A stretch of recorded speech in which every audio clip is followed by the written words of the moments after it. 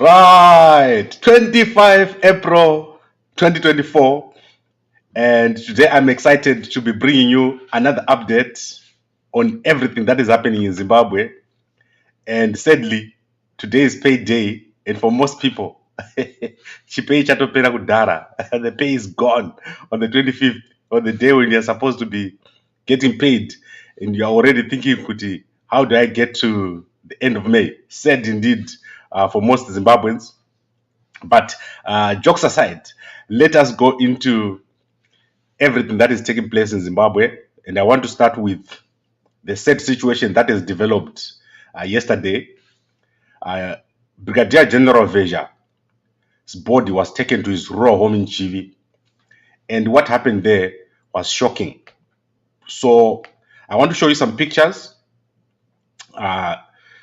Brigadier General Vezha is one of the top soldiers in Zimbabwe, more than special forces. So, top. I always tell you that it was more than the special forces. He was training top secret soldiers in Zimbabwe, and he was responsible for special operations, black ops, all the things that you see in the movies.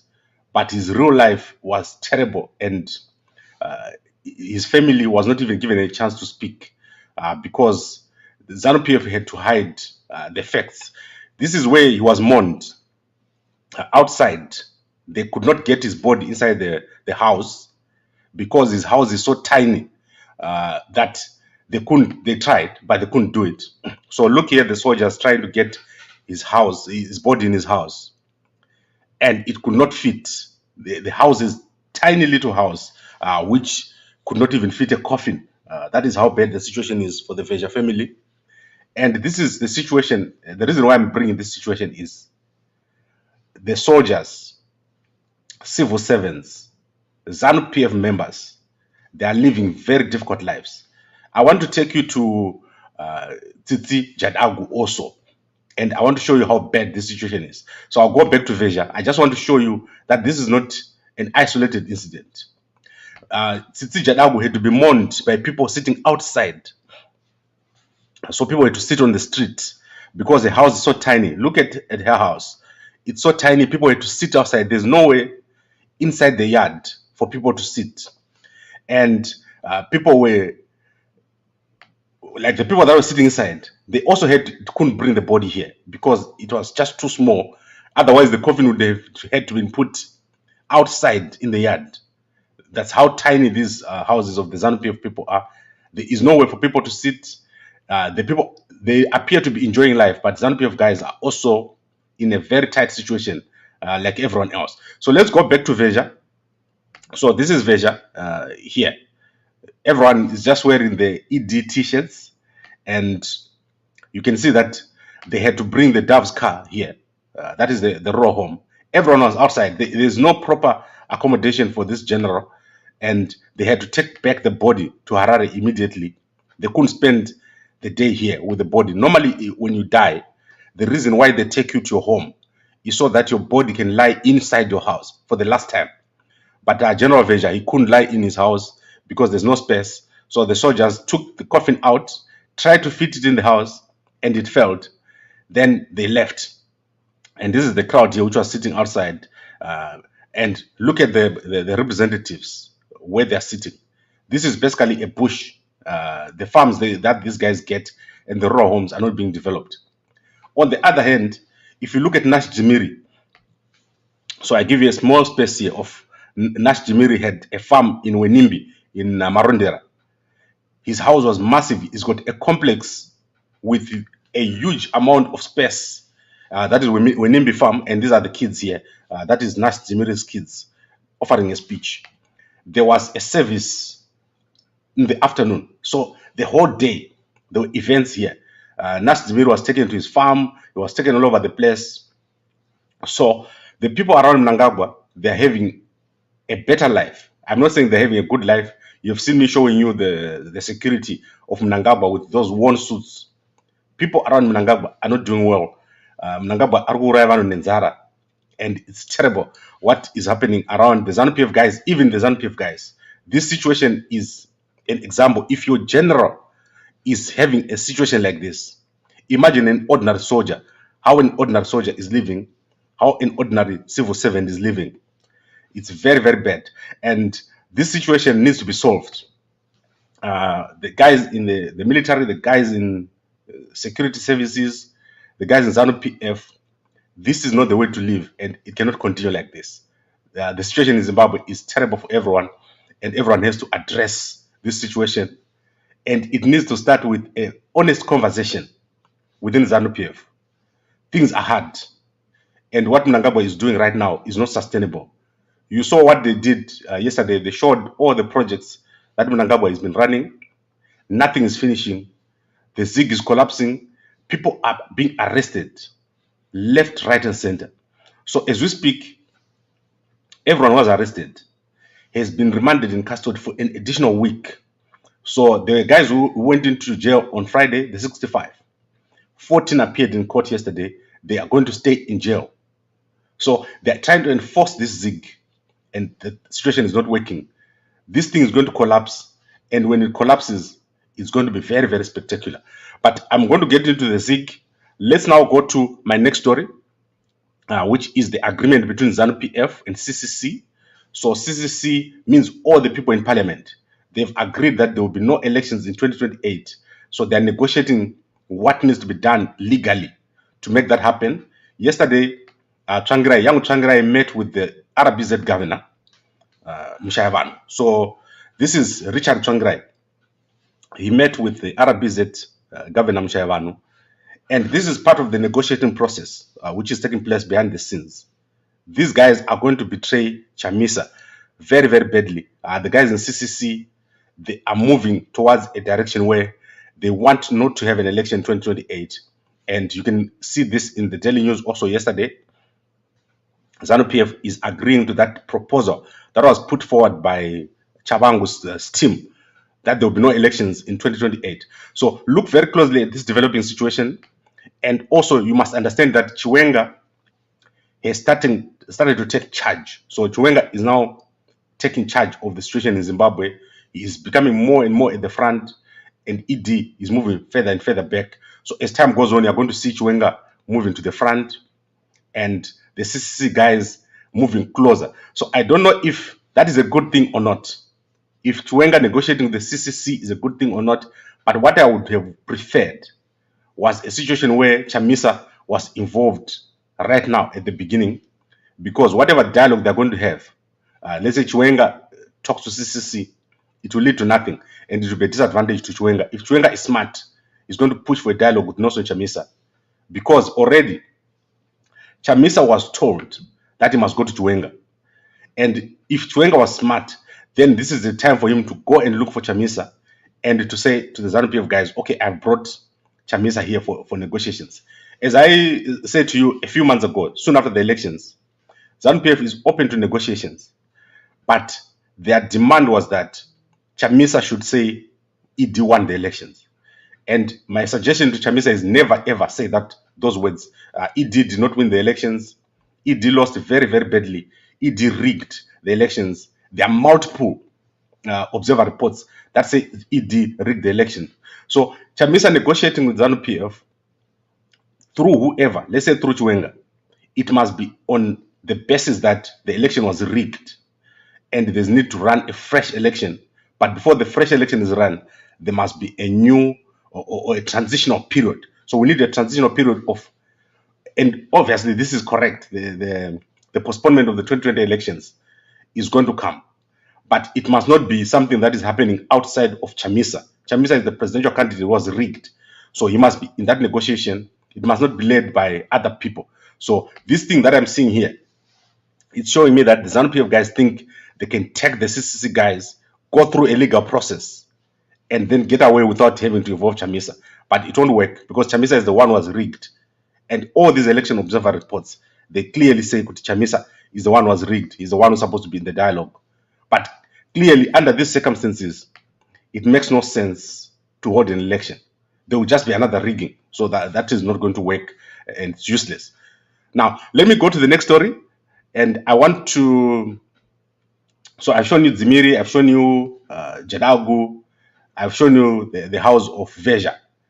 The two, Vezha and Jadagu, they were living squalid lives, very difficult lives, and their bodies were not able to fit in their houses, their coffins.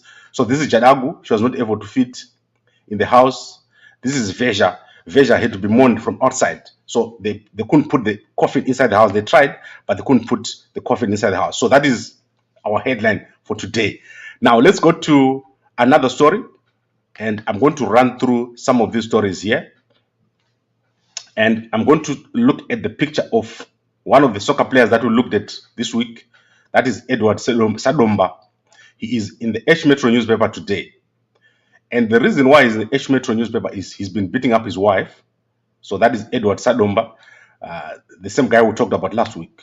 A very sad situation. He's been beating up his wife, and she has had to go to court to ask for a peace order. So she's a prosecutor at the Harare Magistrates Court. She's called Shelin Sadomba, and the marriage is over because he's been beating up the wife and locking her out of the house. So I don't know what was the cause of that, but said situation, the marriage is over here. So if you want more details, you can go to the H Metro newspaper and see what they're saying about that.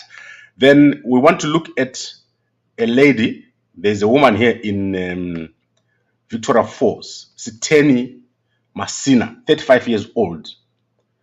She's been sentenced to 15 years in jail for abusing a mentally challenged man. So you can go and have a look at that story in the Herald newspaper. Siteni Ngube was abusing this 28-year-old man when he comes to her house, and she is the headman's wife. So that story is in the Herald newspaper. All I can say is that for women, I think women, the women we have these days, they need to understand that they cannot do certain things. So like yesterday, I was showing you the other story in South Africa. If you're a female, you can actually get arrested. You must be very, very careful what you do, just like the same way you guys do. And stop watching those videos. So women, I know they're also now starting to watch those videos. So stop watching those videos, read your Bible, and you will not end up in jail like Steny Masina here. Then ZANU-PF Director of Communications, that is Nyasha Patience Mandea. So I want to show you Nyasha Patience Mandea. She was very prominent in the ZANU-PF. She's been arrested for a cost fraud. She stole $11,000 from Samson Gono. So this is the ZANU-PF Director of Economics. She stole $11,000 from Samson Gono. You can go and have a look at that story. Google here. She's been popping up a lot for cost fraud. So cost fraud is big, where people say they'll get you a cost certificate of sponsorship so that you can move to the UK. But she was paid that 11,000 and then did not arrange for the movement. So what is the problem with this? There is currently a situation that I'm following where someone was murdered this past week. Or someone was processing costs in the UK. This situation is destroying lives. People are spending thousands in Zimbabwe, and when they go to the UK, they find out that there's nothing for them there. So I'll bring you that story as soon as I've got all the details.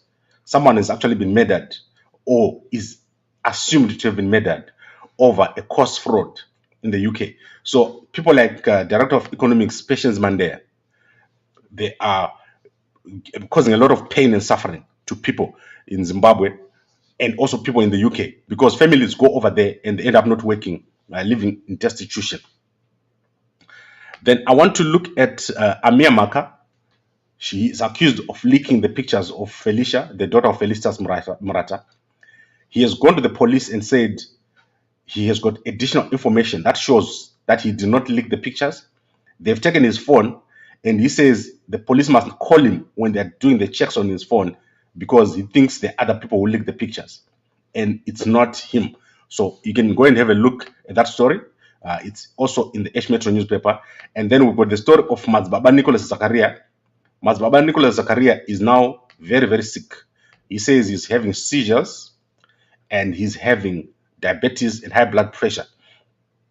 And he's sometimes just falls when he's standing, and he cannot operate anymore. He's very, very sick. I also told you last year that Madzibaba Nicola Zakaria sometimes forgets everything. Like he forgets his name and he loses his speech. So this is in the newspaper. You can also go and look at that. So I want to obviously spend a bit of time on this. So as you know, guys, that I got very, very sick a few years ago. So the secret that you need to know if you're a guy. So health is very important, especially managing your sugars, your stress, and also knowing exactly where you are with the situation. So one thing is everyone must know how to test their blood sugar. You must know how to check your sugar levels. And you must obviously watch a lot of your diet. And the simple rule for you to be healthy as a man is that if you see your stomach without a six-pack, you're going to get very, very sick sometime. So your job as a man is to make sure that you've got a six-pack. That is a simple rule that I can give you, that if you've got a six-pack, I mean like seriously six-pack, that is your direction that you need to take if you're going to stay longer, because the poison stays in that stomach. If you see also your stomach growing bigger and bigger, that is where your poison is going to stay. So keep your weight in check. Make sure that you try to work towards that six-pack, and you do very, very well. And if you feel yourself lacking power in the morning and they're not powerful in the morning, then you should know that your days of getting sick are closer and closer. So that is for the guys. You must make sure that in the morning you are strong. And if you're not strong in the morning, something's wrong already. So what I'm going to do is I'm going to bring this to an end. I'm still attending my conference. So how many minutes have we gone? On 60 minutes. That's too much already. So our guys do come in the afternoon, and they come and do presentations, live presentations in Harare. We've got JCTV agreement who are in Harare, and then we also have constant news that is coming out through the day. But let me wrap it up, and let me wrap it up in terms of the heroes. So the three national heroes, they are all different, and Nash Dzimiri is the only one here who I can see the proper life. The rest of them, so that's Nyasha Dzimiri there from Mnangagwa's office. He was doing well, and he had a farm, Wenimbi farm, which is a massive farm in Marondera. He was taking good care. They took good care of him. But if you look at this Mkondis Gumbo, right? You don't even know what happened to Mkondis Gumbo right now. Was he buried in his home or what? No coverage. Major Tabani Ngube, nothing. What happened to him? Was there any assistance? And in terms of the injured soldiers, what happened to the injured soldiers? You remember this was the parade that was held this weekend. What happened to the injured soldiers? Are they there? Is someone taking care of them?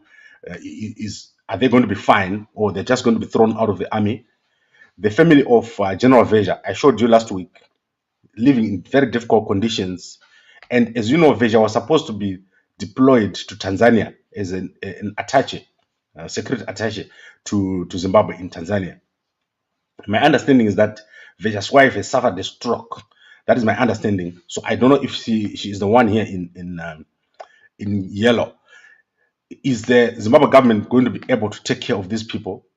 The serious questions that need to be raised is the difficult conditions under which civil servants, police, soldiers, everyone is living. Mnangagwa, he must be ashamed of himself. He's brought great suffering on many, many people, and people just don't know how to say it. But this situation cannot continue. It's not sustainable. And my general Arubat was saying, they're just dying like nothing. So I don't know. This is something that is an honest conversation for ZANU-PF guys. It's not just people in the street that are suffering from this terrible economy. And Chizig, it's dropping every day. It's now being propped up by police. How long do you think police can prop up the Zig? And people like Chitungwiza, young Richard, after being voted by people who want change, and he goes on to say he supports the Zig. What is it that they're trying to do with the postponement of the elections without involving Chamisa? So these questions are going to arise and they're going to become very, very important. And as for Chiwenga, I can see Chiwenga is taking over. He is now beginning to take his position as the next president. So does he think this is sustainable, that he can continue in this way? So it's an opportunity for Chiwenga to break from the old approach that was taken by ZANU-PF and make sure that Zimbabwe becomes a prosperous country. So that is where we need to go. It's very, very important. And we cannot continue with what is happening now. It's like men that are failing to make things work. All this confusion, poor leadership that we can see here, and it needs to be addressed. So I think, let me end here for today. If there's anything big that happens today, I'll be back in the evening. I'm still attending my conference, so probably this weekend we'll start going back to normal, to the long posts. And let me look at the comments before I go, because I was almost on my way out now. So Mkoma Gixon is saying, Gambakwe. Yes, soldier is diving onto the floor. So how many soldiers? The only thing they own is the uniform. So fix this thing, Mnangagwa. I almost said, ask Nyara here Mnangagwa, kuti vanhu vake, they are living like this. Is he not ashamed that his top generals, the top general of Mnangagwa, this is the house that the top general of Mnangagwa, top 10 of Mnangagwa, they live in a place like this. What about an ordinary soldier? A hero, a national hero, is being mourned on the street. Do you know who is mourned on the street? And what it means for you to be mourned on the street? It's shameful, this thing that is happening here. 44 after independence, 44 years. And people are still living the way that they lived in the days of colonialism. And this is not, these are the people that are prominent. What about the rest of us? And what are people going to leave their children? If you see a soldier leaving a family that is like this, the family that I showed you of Vezha. Look at this family that Vezha has left. What does that mean when you leave a family like this? In 2 months' time, what are they going to be eating? And their father is gone. So these are things that are honest, and Mnangagwa needs to address. The ZANU-PF guys have failed, and they failed everyone. They failed even people in ZANU-PF. So this is terrible, terrible situation, and will not stop saying Mnangagwa Arkureva Nenzara. It's no one is making money after around Mnangagwa. Even the people around Mnangagwa, they're suffering, and this needs to be addressed. We will need a solution very, very quickly. Mkoma Washington say we need Chamisa so empowered and supported to mount up pressure for ZANU-PF. Yes, Chamisa is busy, but Chamisa cannot do it alone. So we need to help Chamisa. And then Mkoma Tendai Bandi say you are negative, Gambakwe. I know people need confidence in currency and you need not to take sides yet. I will never support Chizig. Let me tell you why, Mkoma Tendai. I will never support Chizig. Because, one, the government of Zimbabwe is not taking the ZIG for everything. There is no way the ZIG is going to work if the government does not take it for everything. Yesterday, the Zimra have said they will not take the ZIG for tax. They will take other currencies. So if you are selling in US dollars, they want their tax in US dollars. You can go and look at yesterday's bulletin of Zimbabwe News at 8 p.m. They've said they will not take the ZIG. They will take all currencies. The reason why they're not taking the ZIG is because the Zimbabwe government is owing billions to contractors. So the reasons why the currency of Zimbabwe was not moving down was because they made a decision not to pay contractors. Currently, as we speak, all the contractors at Gwai Shangani, Bedbridge Harare, Blawayo, all those roads, Victoria Falls, they're not paid. Billions and billions. That money needs to be paid. There is massive problems with the ZIG because they don't know how much money is in the system. If you ask them how much is in equal cash in total, they don't know. If you ask them how much is circulating, they don't know. How much is the bank balances? They give you fake numbers. And every time the ZIG collapses, so like now it's being traded on the black market, money is being created. So there's massive amounts of money coming, not through printing, but electronic money that is being created. And mark my word, and as Professor Gift Mugano said, within a very short space of time, ZIG is going to collapse parabolically, and that is going to happen. So I will never accept the ZIG as long as the Zimbabwe government does not accept the ZIG. Who do you think is stupid enough to accept the ZIG that the own government that printed does not accept it? If it's backed by gold, accept it as your tax. Accept it for everything. So what it's telling you is that there's something wrong, and at the end of the day, for the fourth time, Zimbabweans are going to be left holding the empty bag when these guys have run away with your money. So I want to look at Mkoma Givalo. Those CC MPs who are pushing to stay until 2030 are an embarrassment. Yes, led by guys like Wende, and now Young Changira here has joined the bandwagon, and we've got a lot of other people that have joined the bandwagon. Some female MPs of CCC are even now dating ZANU-PF guys, top ZANU-PF guys. I'll show you a tweet here of which people are involved within Chamisa's party. Women who are now dating the same guys in ZANU-PF that you cannot believe. They're having relationships with them. And I want to take it from a tweet. I don't want to show you because you think that Gambakwe is being unfair. Then Mkoma Kennedy is saying, if I cannot change, something or someone can make me change. And merely awaiting an address from someone to upgrade you. Jokes, brothers. Okay, so I think we are done here. Mkoma Washington says, EcoCash is to be stopped for a while. That is their plan to keep stealing from the people. Yes, EcoCash should only be used for one thing. If I want to send you money, I send to EcoCash wallet, you take it out. If you want to send me money, you send me to the EcoCash wallet, I take it out. I should not be able to transact to other people from EcoCash because that's a new banking system altogether. And that's not allowed in South Africa. You will never see someone transacting from a wallet to FNB, wallet to Capitec, or between people. A wallet is for one simple reason, to maintain cash. But because these guys are part of the system, the banks are part of money laundering, they allow these things like EcoCash and also this Inbox. These are all money laundering institutions, these things that you're seeing there. The financial system should be such the way that one bank is a closed system with its clients. And then the only way a bank should transmit with another is through a central bank or a central process so that we know how much money is in the system. The problem with the Zimbabwean system is there is too many places where money enters and exits.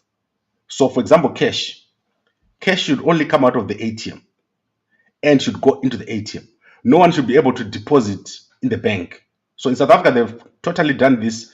You cannot deposit cash in the banking hall.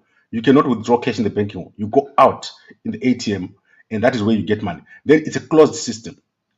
And I'm sure they are keeping this open system because they want to loot and they want to steal from people. So thank you very much, everyone, for watching. And I'm sorry for these short bulletins, but 30 minutes is enough for the morning. I'll be back here tomorrow morning. But let's see if nothing happens big today. And our guys will update you from Harare at 10 a.m. Please keep supporting Gambakwe. Join Gambakwe YouTube. You can go to YouTube and click join. Pay us a small amount of money a month to support Gambakwe.com for our head office. And also, I really appreciate everyone who has joined, who is assisting us. Thank you very much, everyone, and a good day to you all.